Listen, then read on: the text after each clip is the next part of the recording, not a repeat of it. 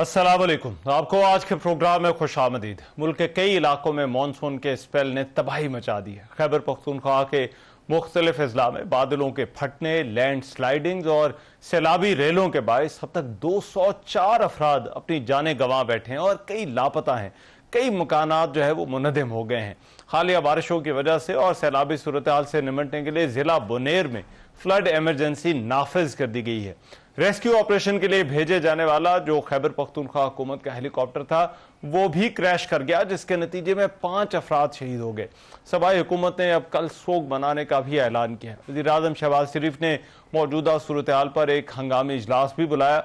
वफाकी वज़ीर इत्तलात अताउल्लाह तारड़ का यह कहना है कि आज़ाद जम्मू कश्मीर और खैबर पख्तूनख्वा में इमदादी कार्रवाई करने की हिदायत की गई है और वज़ीर-ए-आज़म हाउस में एक खुसूसी सेल भी कायम किया गया है। पीडीएमए की जानिब से गुज़िश्ता 24 घंटों के दौरान होने वाली बारिशों और फ्लैश फ्लड्स के बायस सूबे के मुख्तलिफ अजला में जानी और माली नुकसान की जो इब्तदाई रिपोर्ट है वो जारी कर दी गई है। इस रिपोर्ट के मुताबिक हादसात सूबे के मुख्तलिफ अजला सवात, बुनेर, बाजोड़, तोरगर, मानसहरा, शांगला और बडगराम में पेश आए। सबसे ज्यादा मुतासरा अजला में बाजोड़ और बडगराम है, जहां रेस्क्यू ऑपरेशन ताहाल जारी है। डिप्टी कमिश्नर बुनेर ने मुख्तलिफ इलाकों में एमरजेंसी नाफिज करते हुए जिले में 78 अफराद के जाँ बहक होने की तस्दीक की है। खदशा है कि यह तादाद बढ़ भी सकती है। उन्होंने कहा कि गोकंद के इलाके में एक मस्जिद शहीद होगी। बड़ी तादाद में माल मवेशी हलाक हुए हैं, जबकि पीर बाबा पुलिस स्टेशन भी सैलाबी पानी में डूब गया है। डिप्टी कमिश्नर बाजोड़ का यह कहना है कि बाजोड़ की तहसील सलारजई में बादल फटने और आसमानी बिजली गिरने से 21 अफराद जाँ बहक हुए, जिनमें से 18 की लाशें जो है वो रिकवर कर ली गई हैं। डिप्टी कमिश्नर सवात के मुताबिक मालम जब्बा रोड का 400 मीटर का जो हिस्सा है वो गुलमीरा के मकाम पर सैलाबी रेले में बह गया। मैंगोरा शहर, तहसील चारबाग, ख्वाजा खेला, मदैन, कबल और बरीकोट में सैलाबी सूरत हाल बरकरार रही। मंगलोर के इलाके में आसमानी बिजली गिरने से कई घर इसकी जद में आ गए। नदी नालों में भी तुग़यानी जो है वो आई हुई है और दर्जनों सयाह भी इन जो सयाहती मकामात है वहां पर फंस गए हैं। पाक फौज का सवात और बाजोड़ में सैलाबी सूरत हाल से मुतासरा अजला में फ्लड रिलीफ ऑपरेशन भी जारी है। बाजोड़ में हेलीकॉप्टर के जरिए लोगों को रेस्क्यू किया जा रहा है, जबकि राशन और अद्वियात की फराहमी भी बजरिया हेलीकॉप्टर ही की जा रही है। आज़ाद कश्मीर में भी बादलों के फटने के बाद नदी नालों में तुग़यानी आने से एक ही खानदान के 6 अफराद समेत 8 अफराद जाँ बहक हो गए। हुकूमत ने शदीद बारिशों के बायस 2 रोज के लिए तालीमी इदारे भी बंद कर दिए हैं। गिलगित बल्तिस्तान में जो मुख्तलिफ हादसात और वाक़यात हुए उनमें 10 अफराद जाँ बहक होने की इत्तला है। अब इस गैर मामूली जो सूरत हाल है जो आज हम पाकिस्तान के नॉर्थ के इलाकों में देख रहे हैं, भारत में भी सरहद के दूसरी तरफ ऐसी ही सूरत हाल है। गुज़िश्ता दिनों भारतीय रियासत उत्तराखंड के गांव में क्लाउड बर्स्ट और लैंड स्लाइडिंग से 70 अफराद हलाक हुए थे। मकबूजा कश्मीर के गांव में सैलाब से 37 अफराद जाँ बहक हुए। मुल्क के बालाई इलाकों में रिलीफ ऑपरेशन जो है वो जारी है। इस वक्त जो है वो वहां पर क्या सूरत हाल है, रिस्पॉन्स वहां पर जो है वो इस सारी सूरत हाल का क्या दिया जा रहा है। शाहिद हमीद हमारे ब्यूरो चीफ पेशावर इस वक्त मेरे साथ पहुंचे, उनसे हम इस सूरत हाल के हवाले से बात करते हैं। शाहिद साहब बहुत शुक्रिया आपके वक्त। शाहिद साहब सबसे पहले तो बताइएगा कि इस वक्त जो रिलीफ है उसके लिए क्या कुछ किया जा रहा है, क्योंकि एक बहुत बड़ा हिस्सा है, बहुत सी जगह हैं जो इस बारिशों और सैलाब से मुतासर हुए हैं। जी बहुत शुक्रिया रहमान साहब। देखिए यकीनन आज जो कुछ हुआ, क्लाउड बस्ट हुए और जितनी बड़ी तादाद में अग्नि अमवात हुई, ये यकीनन एक ऐसी सिचुएशन डेवलप हुई है जो नहायत ही अफसोसनाक है। और उसके बाद फिर हेलीकॉप्टर का हादसा अलग से हो गया, उसमें 5 अफराद शहीद हो गए। तो ये एक ऐसी सिचुएशन डेवलप हुई है कि आज यकीनन खैबर पख्तूनख्वा के लिए एक अफसोसनाक दिन रहा है। सिर्फ बुनेर में अगर हम देखें तो 92 अफराद वहाँ पे उनकी अमवात हुई हैं। बाजोड़ में 21 उसके अलावा हैं। शांगला में अगर हम देखें तो वहाँ अलग सिचुएशन है। स्वात में अलग है। चरसदा में लकीली 5 लोग फंसे थे लेकिन वो बच गए हैं। तो ये सारी सिचुएशन अगर आप क्लब करें तो एक मुश्किल की घड़ी इस वक्त है। और इसी बात को महसूस करते हुए चूँकि वहाँ पे जो अमला था, जो वहाँ पे स्टाफ था, बुनेर सच उस तरह डेवलप डिस्ट्रिक्ट नहीं है, वहाँ पे स्टाफ भी कम था और जो दीगर इदारे हैं वो भी उस तरीके से वो नहीं है जिस तरह बड़े डिस्ट्रिक्ट्स में हैं। इसलिए पेशावर से अभी कुछ देर पहले खसूसी टीमें रेस्क्यू 1122 की की रवाना की गई हैं और इनका बुनियादी मकसद यही है कि वो वहाँ पर जाएं बुनेर में और वहाँ पर जो लोग फंसे हुए हैं, जिन लोगों को रेस्क्यू करने की ज़रूरत है, ज़ख्मी हैं, जो डेड बॉडीज़ हैं, जो लोग अभी भी मुख्तलिफ इलाकों में फंसे हैं, उन्हें निकाल सके वहाँ से और वहाँ पे उन्हें रिलीफ फराहम की जा सके। चूँकि ये एक बहुत बड़े लेवल पर आफत है, एक बहुत बड़े लेवल पर मुश्किल की घड़ी है। शायद ये बताइएगा कि ये जो बुनेर और बाजोड़ के इलाके हैं जिनके बारे में ज़्यादा खबरें आ रही हैं, यहाँ पर राब्तों के हवाले से क्या इत्तलात हैं? क्योंकि ये कहा जा रहा था कि बहुत सी जगहों पर जो है वो क्योंकि मोबाइल टावर्स जो हैं वो डाउन हैं, राब्ता नहीं हो रहा, फिर राब्ता सड़कें हैं उनको भी नुकसान पहुंचा है, तो ये एरियाज जो हैं वो एक्सेसिबल हैं? जी देखिए, ये बिल्कुल सही बात है कि राब्ता सड़कें भी वहाँ पे डैमेज हुई हैं, जो ब्रिजेज़ हैं वो भी डैमेज हुए हैं और फिर ये इनमें बहुत से इनएक्सेसिबल एरियाज़ हैं, हिली एरियाज़ हैं, रिमोट एरियाज़ हैं, जहाँ पर पहुँचना और वहाँ पे लोगों को रेस्क्यू करना या वहाँ उन्हें लोगों को मुख्तलिफ अशिया पहुँचाना वो एक मुश्किल काम है और इसीलिए हेलीकॉप्टर मूव किया गया था पेशावर से, लेकिन वो चूँकि हादसे का शिकार हो गया।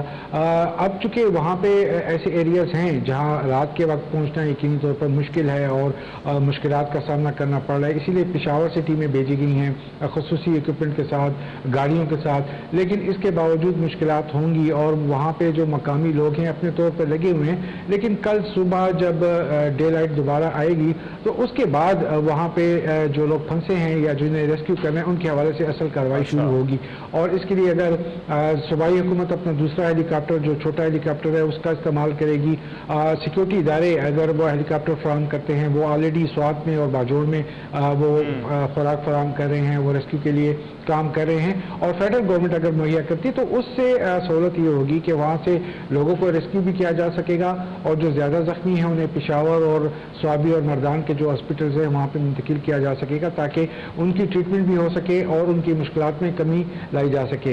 इसमें कोई दो राय नहीं है कि बाजोड़ और जो बुनेर के अजला हैं ये हिली एरियाज हैं ज़्यादातर और इसमें दूर दराज के इलाके बहुत ज़्यादा हैं और वहाँ पे पहुँचना, वहाँ तक एक्सेस करना, वहाँ के लोगों को रिलीफ देना वो एक मुश्किल काम है। यही वजह है कि वहाँ पे हमें जो हमारी इतलातें अब तक की मुश्किलात आ रही हैं, लोगों को राब्ता नहीं है, चूँकि मोबाइल टावर्स ख़त्म हो चुके, कई इलाकों में वैसे भी मोबाइल के सिग्नल्स का इशू रहता है वहाँ पे, लेकिन अब जो एक सिचुएशन बनी है, फ्लैश फ्लड हुआ है और क्लाउड बर्स्ट हुए, उसके बाद तो राब्तों का यकीनी तौर पर एक फुकदान है, एक मुश्किल की घड़ी ज़रूर है। अच्छा, ये शायद मुझे बताइएगा, पेशगी इत्तला तो कुछ वार्निंग्स तो जारी की गई थी लेकिन क्या ये गैर मुतवक्के है जिस तरह से फ्लड्स आए हैं? हुकूमत इस हवाले से क्या बता रही है?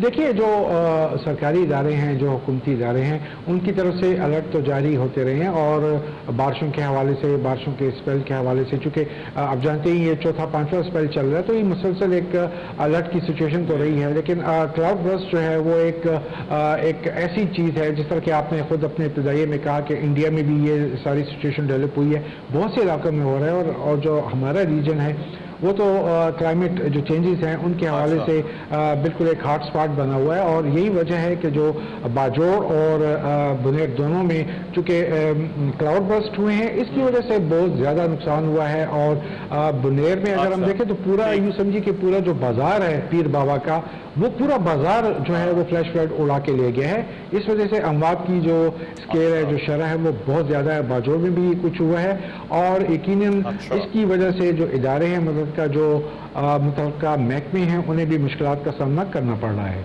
जी राइट, बहुत शुक्रिया शाहिद हमीद, हमारे ब्यूरो चीफ इत्तेहाल से आगाह कर रहे थे। एक बहुत अलार्मिंग सिचुएशन है और अभी भी जो नुकसान हुआ है, कहा यह जा रहा है कि नुकसानात का ये इब्तदाई तखमीना है, ये नुकसानात बढ़ भी सकते हैं। बहरहाल एक डेवलपिंग स्टोरी है, इस पर हमारी नज़र रहेगी। प्रोग्राम में भी एक ब्रेक शामिल करें, वापस आते हैं इस ब्रेक के बाद।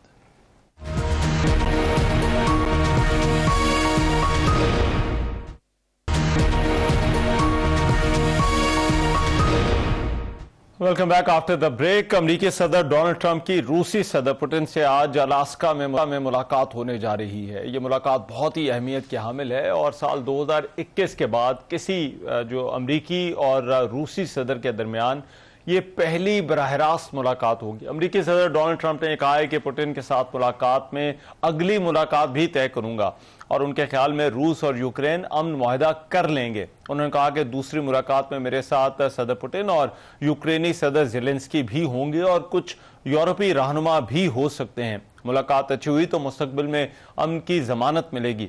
ڈونلڈ ٹرمپ نے روس اور یوکرین کو پاک بھارت جنگ بندی سے بھی سبق سیکھنے کا مشورہ دیتے ہوئے یہ کہا کہ پاکستان اور بھارت کی طرف دیکھیں، دونوں ممالک کے درمیان جنگ میں 6 یا 7 طیارے گرے، دونوں ملک جوہری تنازع کی طرف جانے کے لیے تیار تھے، لیکن پھر یہ جنگ رکوائی گئی۔ روسی صدر پوٹن یہ کہتے ہیں کہ بحران ختم کیا جائے اور ایسے معاہدے کیے جائیں جو اس تنازع میں شامل تمام فریقین کے لیے دلچسپی کے حامل ہوں۔ فرانسیسی صدر ایمینوئل میکرون کے مطابق امریکی صدر جو ہے وہ روسی صدر کے ساتھ ملاقات کرنے جا رہے ہیں، لیکن اس کے ساتھ جو بات چیت ہے اس میں یوکرین کو شامل ہونا جو ہے وہ ضروری ہے۔ روس اور یوکرین کا تنازع جو ہے وہ کافی عرصے سے چل رہا ہے۔ گزشتہ سال فروری میں روس نے یوکرین پر حملہ کیا تھا۔ روس اس وقت یوکرین کے تقریباً 5ویں حصے پر قابض ہے اور زیلنسکی اور یورپی رہنماؤں کا خدشہ ہے کہ کوئی بھی معاہدہ ان قبضوں کو قانونی حیثیت دے سکتا ہے۔ اس ملاقات میں بھارت اور امریکہ تعلقات پر بھی یہ سمجھا جا رہا ہے کہ اس کے اثرات ہوں گے۔ امریکہ نے بھارت کو خبردار کیا ہے کہ اگر صدر ٹرمپ اور ولادیمیر پوٹن کے درمیان مذاکرات ناکام ہوئے تو بھارت پر مزید ٹیرف بھی لگ سکتے ہیں۔ لیکن اس کے ساتھ ہی ساتھ بھارتی وزیر اعظم نریندر مودی نے سینتاس معاہدہ معطل کرنے اور پاکستان کے خلاف فوجی کارروائیوں کو فخر سے بیان کرتے ہوئے کہا کہ بھارت اب ایٹمی بلیک میلنگ برداشت نہیں کرے گا۔ بھارت نے اس سے پہلے پانی پر عالمی ثالثی عدالت کا فیصلہ ماننے سے انکار کر دیا تھا۔ نریندر مودی نے جو اپنی تقریر کی اس میں بھی سینتاس معاہدے کا انہوں نے ذکر کیا۔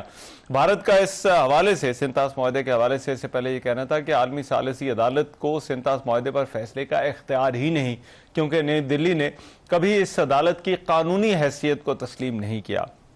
ٹرمپ اور روسی صدر کی ملاقات جو ہے وہ کتنی اہمیت کی حامل ہے، اسے روس یوکرین تنازع اور جو خطہ ہے اس پر کیا اثرات ہو سکتے ہیں، اس پر بات کرنے کے لیے سینئر سفارتکار پاکستان کے مندوب رہ چکے ہیں منیر اکرم صاحب اس وقت میرے ساتھ جو ہے وہ موجود ہیں۔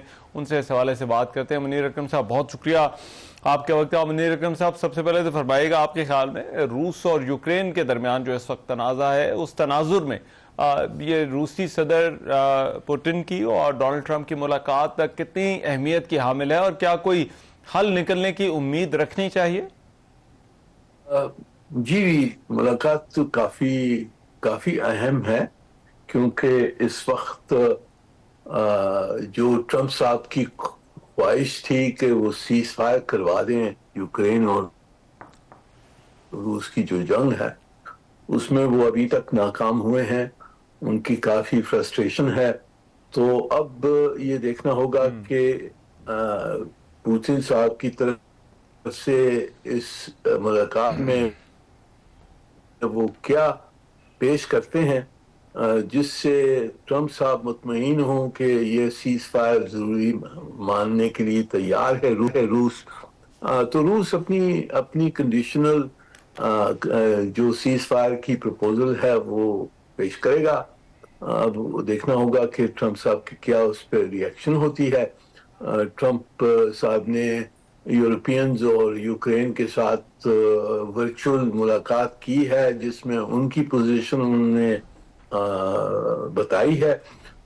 تو یہ دیکھنا ہوگا کہ روسی پروپوزل کیا لے آتے ہیں اور وہ کس حد تک ٹرمپ صاحب کو مطمئن کر سکتے ہیں کہ وہ سیز فائر کی طرف جانے کے لیے تیار ہیں، سنسیئرلی تیار ہیں۔ تو کس طرح سے یہ نتیجہ نکلتا ہے اس ملاقات کا۔ اچھا، لیکن منیر اکرم صاحب اس میں جو یورپ کی پوزیشن ہے، کیونکہ زیلنسکی خود بھی اس میٹنگ میں نہیں ہے اور یورپ کی پوزیشن یہ ہے کہ کوئی ٹیریٹوریل کنسیشنز جو ہیں وہ روس کو نہیں ملنی چاہیے، تو آپ کو لگتا ہے ایسا کوئی حل ممکن ہے اور کیا امریکی صدر واقعی جو ہے وہ اس چیز کو کنسیڈر کریں گے؟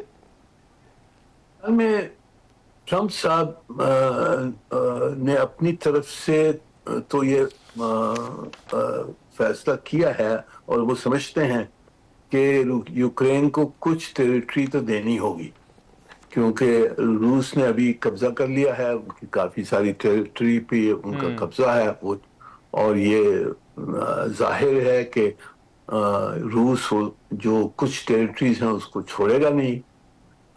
दूसरी तरफ से यूक्रेन का जो पोजीशन है वो कहते हैं कि जी हमारी टेरिटरी है, सॉवरेन टेरिटरी है कि हम कोई टेरिटरी कंसीड करें। तो इसमें फॉर्मूला निकालना होगा जिसके तहत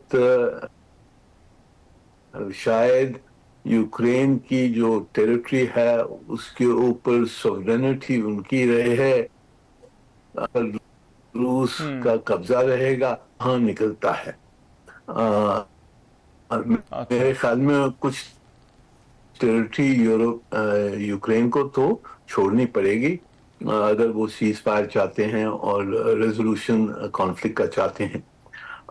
पर शायद रूस की पोजीशन इससे भी ज्यादा सख्त है, जो उनकी जो अंदरूनी कोर पोजीशन है वो काफी सख्त है। वो ये भी चाहते हैं कि जो यूक्रेन को कोई नेटो का अश्योरेंस ना हो, नेटो की मेंबरशिप उनकी ना हो, यूरोपियन ट्रूप्स ना आए उसमें यूक्रेन में हो। तो इस जो रूस की पोजीशन है काफी सख्त पोजीशन है, और उसमें और यूरोपियन पोजीशन में यूक्रेन की पोजीशन में रिकंसाइल करना मुश्किल मुझे नजर आता है इस वक्त। ठीक है। और मुनीर इकरम साहब, आपको लगता है ये अगर अमेरिका और रूस के दरमियान मामलात का कोई हल निकलता है तो इसका असर अमेरिका और भारत के ताल्लुकात पर भी पड़ सकता है? क्योंकि वहां पर भी हमने देखा कि डोनाल्ड ट्रंप की तरफ से जो बयानात दिए गए और भारत पर जो टैरिफ्स लगाए गए उनका ताल्लुक इस रूसी तेल से ही था, या आपके ख्याल में वो पॉलिसी इससे अलग है? जी, मेरे ख्याल में जहां तक कि ये जो थ्रेटन किया टैरिफ्स, एडिशनल टैरिफ्स हिंदुस्तान के ऊपर जो ट्रंप साहब ने कहा है कि हम 25% और लगाएंगे, मेरे ख्याल में हिंदुस्तान के पास कुछ स्पेस है कि वो फ्लेक्सिबिलिटी इस पे दिखा सकें। वो शायद ये बता सकें कि जी रूस से हम तेल लेना हम कम करेंगे।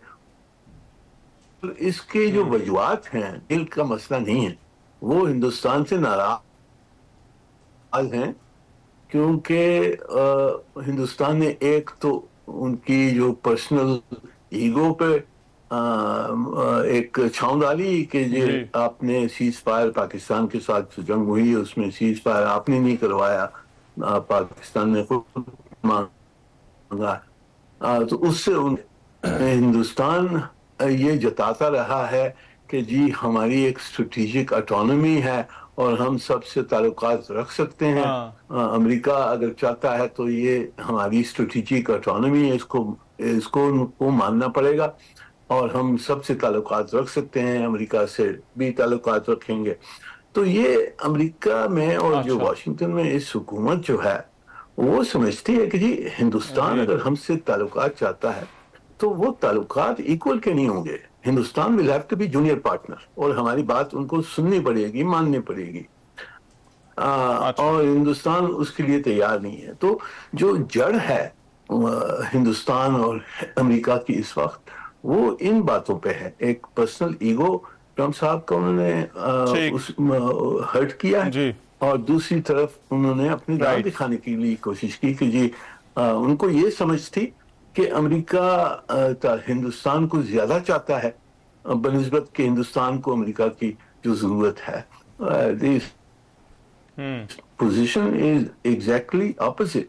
हिंदुस्तान को जरूरत है अमेरिका की, और उसको अमेरिका की जब तक वो बातें नहीं मानेगा तो ये रिलेशनशिप तो एक मुश्किल में रहेगी।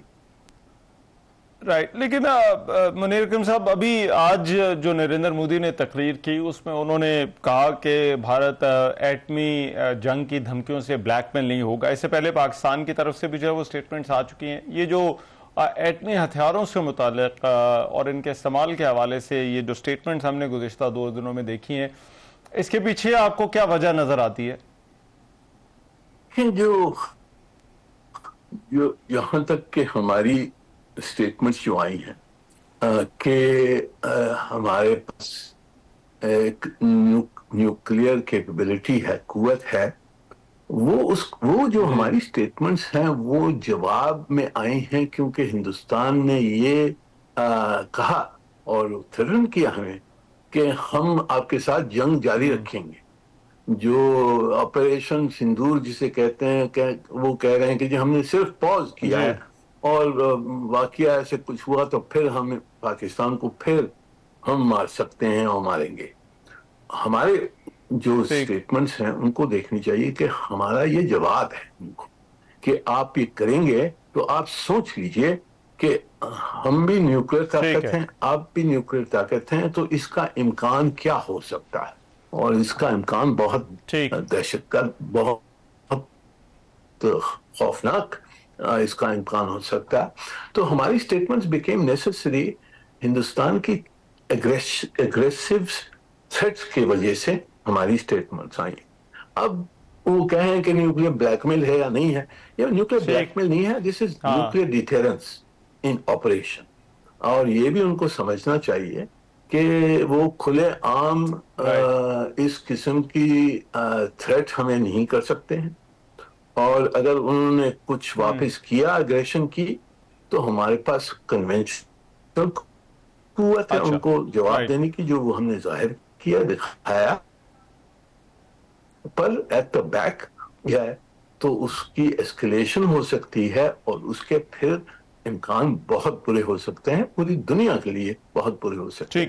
तो हमारे स्टेटमेंट्स तो मेरे ख्याल में response to Indian aggression and Indian statements थी, और we have just reaffirmed the doctrine of nuclear deterrence. Right, Munir Akram साहब, बहुत शुक्रिया आपके वक्त का। हमारे साथ बात कर रहे थे। जो नरेंद्र मोदी हैं उन्होंने 15 अगस्त पर एक तवील तकरीर की है और इसमें उन्होंने बहुत सारे मामलात का जो है वो जिक्र किया, लेकिन पाकिस्तान के हवाले से उन्होंने सिंतास मुआहदे का एक मरतबा फिर से जो है वो जिक्र छेड़ा और उन्होंने कहा कि भारत का जो पानी है वो पाकिस्तान जा रहा है। सिंतास मुआहदे के हवाले से भी हमने पिछले दिनों देखा कि एक जो है वो इंटरनेशनल कोर्ट की जो है वो रूलिंग भी आई। इस पर बात करने के लिए अमर बिलाल सूफी साहब इस वक्त मेरे साथ मौजूद हैं, उनसे इस हवाले से बात करते हैं। सूफी साहब, बहुत शुक्रिया आपके वक्त का। सूफी साहब, ये बताइएगा, ये जो नरेंद्र मोदी की स्टेटमेंट है और उन्होंने कहा है कि ये तासुर देने की कोशिश की है कि सिंतास मुआहदा जो है वो एक अनजस्ट और अनफेयर मुआहदा है, और क्या वाकई जो है वो इस मुआहदे के साथ यही मामला है? नहीं, मेरा नहीं ख्याल रेहान ऐसी बात है। ये तो बड़ा उस जमाने के हवाले से तो अपने तई बहुत फेयर मुआहदा इस सेंस में हुआ कि 3 दरिया एक मुल्क को दे दिए गए, 3 दरिया दूसरे मुल्क को दे दिए गए। सो ये तो दरियाओं का बंटवारा भी हुआ, जिस तरह मुल्कों का बंटवारा हुआ तो इसी तरह ये दरियाओं का बंटवारा भी 1947 के 13 साल बाद हुआ। और उससे पहले बड़ी नेगोशिएशंस होती रही कि कैसे होगा, कैसी बुनियाद है। लोअर राइपेरियन है पाकिस्तान, उसके हकूक हैं, अपर राइपेरियन ट्रस्टी के तौर पर है। और लेकिन अब अगर ये इंडिया ये मौक़िफ़ अडॉप्ट कर रहा है कि अनफेयर है, या ये कि उनकी नीड ज़्यादा है पानी की या इलेक्ट्रिक हाइड्रो प्रोजेक्ट्स की, तो ये बड़ी क्लमजी सी बात है। बिकॉज हम already we have move to our disadvantage. हम तो 3 दरिया उनको दे बैठे हैं, और न सिर्फ हमने उनको दे दिए हैं, उन्होंने बल्कि उनके ऊपर इस नौयत के डैम्स और दूसरे चीज़ें बनाई हैं जिसकी वजह से वो पानी डाइवर्ट हो गया है, जिसका असर हमें नज़र आता है। दरिया रावी से आप गुजरें तो वो खुश्क नज़र आता है, ब्यास ऑलरेडी खुश्क हुआ है। तो इस तरह से बाकी सूरत हाल भी यही है। पाकिस्तान के साथ मैं समझता हूँ जो इस वक्त हालात हैं एनवायरनमेंट के, ग्लोबल वार्मिंग के और सब चीज़ों के, उस तनाजुर में तो पाकिस्तान के साथ ज्यादती हुई है कि पाकिस्तान ने अपने हाथों को यूं कह लीजिए बांध दिया है 3 दरियाओं की हद तक टू देयर डिसएडवांटेज। सो इस स्टेज पर आकर, यानी कि इतने दहाइयों के बाद ये आर्गुमेंट रेज करना, ये भी ज्यादती है और बैनुल-अक़वामी कानून के खिलाफ है। बिकॉज ये एक्टिविटी तो यही डिमांड करती है। लेकिन अमर सूफी साहब, इसमें ये बताइएगा, ये भी हमने रूलिंग भी देखी जो परमानेंट कोर्ट ऑफ आर्बिट्रेशन की आई ज्यूरिसडिक्शन के हवाले से। आपके ख्याल में ये जो सिंतास मुआहदे वाला मामला है, इस रूलिंग का उसकी कानूनी हैसियत पर और जो आगे लिटिगेशन हो सकती है इस मामले पर, उस पर क्या फर्क पड़ेगा? ये भी हेग में मौजूद है, जहां इंटरनेशनल कोर्ट ऑफ जस्टिस है, उसी बिल्डिंग में पीस पैलेस कहलाता है, वहीं पर ही इसका है। और ये बड़ा मोतबर कोर्ट समझा जाता है। 125 साल पुराना ये जुडिशल फोरम है जो सबसे मोहतरम गर्दाना जाता है। इन सर्टन वेज ICJ से भी इसको ज्यादा मोहतरम के तौर पे लिया जाता है। और इंडिया पाकिस्तान ने एग्री किया कि जब भी कोई डिस्प्यूट होगा तो इवेंचुअली डिफरेंस या डिस्प्यूट हम यहाँ लेके जाएंगे, या न्यूट्रल एक्सपर्ट का फोरम है वहां पर रखा हुआ। अब यहाँ पर दोनों मुल्क पहले मौजूद थे, आर्गुमेंट्स बिल्ड हो रहे थे। बाद में इंडिया ने होल्डिंग इन अबेंस के बाद ये आर्गुमेंट बिल्ड किया कि जी हमने तो इसका बॉयकॉट कर देना है, हमने ताउन नहीं करना कोर्ट के साथ। अच्छा। तो कोर्ट ने फिर एक प्रोसीजरल ऑर्डर इशू किया, ऑर्डर नंबर 15, जिसमें उन्होंने दोनों मुल्कों से मुआवनत तलब की कि एक जानिब इंडिया ये कह रहा है कि जी हमने तो इसको होल्ड इन अबेंस किया है, तो उसका इफेक्ट पेंडिंग प्रोसीडिंग्स पे क्या है।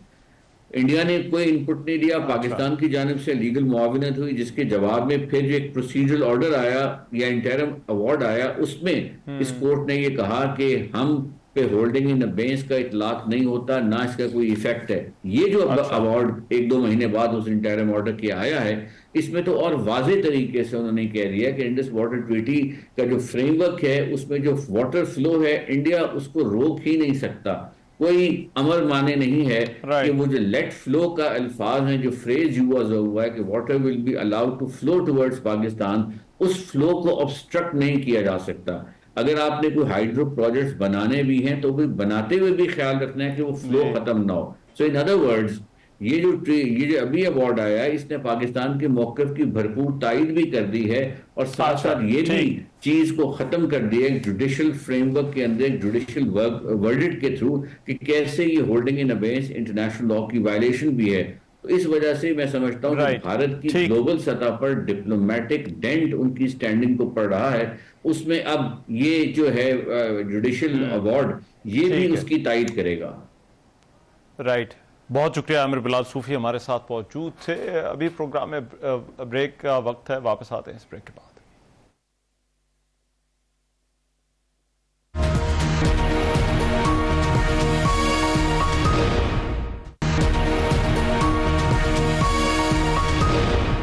Welcome back. गुज़िश्ता रोज़ जश्न आज़ादी की तकरीब से खिताब करते हुए वज़ीर-ए-आज़म शहबाज शरीफ ने कहा था कि तमाम जमातों को मिसाक़े पाकिस्तान का हिस्सा बनने की दावत देता हूँ। उनका कहना था कि सियासी तक़सीम ज़ाती मफादात से आगे बढ़कर पाकिस्तान के लिए इज्तिमाई सोच अपनाएं, लेकिन उनका ये भी कहना था कि पाकिस्तान में सबको एहतजाज का हक है, जलाओ घेराव का नहीं। दूसरी तरफ PTI ने 16 अगस्त को यौम क़ायद-ए-आज़म मनाने का भी ऐलान किया है, और उन्होंने आवाम से घरों, गाड़ियों और दुकानों पर क़ायद-ए-आज़म की तस्वीर लगाने की अपील भी की है। अब ये जो तहरीक इंसाफ से जुड़े मामलात हैं और जो एहतजाज का मामला है, इस पर बात करने के लिए अली मोहम्मद खान साहब इस वक्त मेरे साथ हैं। मेंबर कौमी असम्बली हैं, सीनियर रहनुमा हैं पाकिस्तान तहरीक इंसाफ के। अली मोहम्मद खान साहब, बहुत शुक्रिया आपके वक्त। सबसे पहले तो ये जो मुज़ाकरात की या मिसाक की पेशकश की जा रही है, स्पीकर की तरफ से भी की गई है, इसको आप किस तरह से देखते हैं? क्या ऐसा होना, इसका कोई इम्कान आपको नजर आता है? शुक्रिया। बिस्मिल्लाहिर्रहमानिर्रहीम, अल्लाहुम्मा सल्ली अला मुहम्मदिन व अला आलि मुहम्मद। सबसे पहले तो जो सवात, बुनेर वगैरह में और शमाली इलाके जात में सैलाबी पानी बहुत ज़्यादा आया है, तो जितने फौत हो गए हैं, शहीद हैं जिसमें, उन सब के लिए दुआ है। अल्लाह करे कि इस इम्तिहान से हमारे शमाली इलाका जात, सवात, बुनेर, मोमंद, ये सारे इससे निकले। कश्मीर में भी, आज़ाद कश्मीर में भी पानी आया है, अल्लाह सब पे रहम फरमाए। देखिए, मैं जो ऑफर आई थी मोहतरम स्पीकर साहब की जानिब से, उससे पहले वज़ीर-ए-आज़म शहबाज शरीफ ने भी ये बात की थी बजट सेशन में, और अभी स्पीकर साहब ने भी ये बात की है। मैं इसको खुशाइन समझता हूँ, लेकिन मेरे ख्याल में हुकूमत को अपनी इस ऑफर को बैक करना चाहिए एक गुडविल जेस्चर के तौर पे। अच्छा, कि अगर हमारी तरफ से डायलॉग स्टार्ट होगा, मैं नहीं समझता बैरिस्टर गौहर या सलमान अकरम राजा या हम में से कोई भी इमरान खान साहब की इजाजत के बगैर किसी डायलॉग में या तो जा सकता है या जाना चाहिए, क्योंकि अगर इमरान खान साहब की बैकिंग नहीं है तो उसका मैंडेट नहीं होगा जो भी बैठेगा। मेरे ख्याल में अगर वो खान साहब तक एक्सेस दे दें पॉलिटिकल लीडरशिप को, हम लोग 2-3 बंदे जो भी हैं जाके खान साहब से मिल सकें, تو اس سے پھر آگے شاید بات چل پڑے. میں اس کو خوشائن سمجھتا ہوں, لیکن آگے کے لیے عمران خان صاحب تک رسائی اگر مل جائے تو پھر بات آگے چل سکتی ہے. اور رائٹ, اور علی محمد خان صاحب, یہ جو حکومت کی طرف سے تنقید کی جا رہی ہے کہ پی ٹی آئی قومی دنوں پر احتجاج کی کال دے دیتی ہے, اس کو آپ کس طرح سے دیکھتے ہیں؟ اچھا سوال ہے. دیکھیں اگر حکومت یہ کہہ رہی ہے تو عام دنوں میں کون سا احتجاج کو اجازت دیتے ہیں؟ اس پہ احتجاج پہ تو ایسے ٹوٹ پڑتے ہیں جس طرح کوئی انسان دشمن پہ ٹوٹ پڑتا ہے. لیکن قومی دنوں پہ احتجاج نہ ہونا چاہیے, نہ ہم نے کیا ہے. 14 اگست کی جہاں تک بات چلی اس کو لیڈرشپ نے اس کو ہینڈل کیا ہے, اور اس پہ پراپر جو میسیجنگ ہوئی ہے وہی چلا ہے. وہ یہی ہے کہ قومی دن کے طور پہ منایا ہے. ہاں یہ البتہ کہا تھا کہ آپ ہاتھ میں تحریک انصاف کا بھی جھنڈا لیں, پاکستان کا جھنڈا لیں, پاکستان زندہ باد کہیں, ریلیز نکالیں اور وہاں پہ پاکستان کی بات کریں, قائد اعظم کی بات کریں. سوال تو الٹا ان پہ بنتا ہے کہ ہم لوگ تو قائد اعظم کی بات کر رہے ہیں, ہم لوگ تو پاکستان کی بات کر رہے ہیں. ان لوگوں نے تو قائد اعظم محمد علی جناح اور علامہ اقبال کی تصویر ہی آفیشل ایڈورٹائزمنٹ سے ہٹا دی ہے. اس کا کوئی جواب دینا پسند کرے گا کہ یہ کیوں اس طرح ہوا؟ پاکستان کی تاریخ میں ایمان صاحب پہلا 14 اگست ہے جس میں سرکاری تقریب میں قائد اعظم کی تصویر ہی نہیں تھی. تو اس کا کوئی جواب دینا. ہم نے تو یوم آزادی جوش و خروش سے منایا ہے, ہم نے تو احتجاج نہیں کیا, ہم نے تو ریلیز نکالی ہیں, اور قومی دن پہ ریلیز ہی نکلتی ہیں.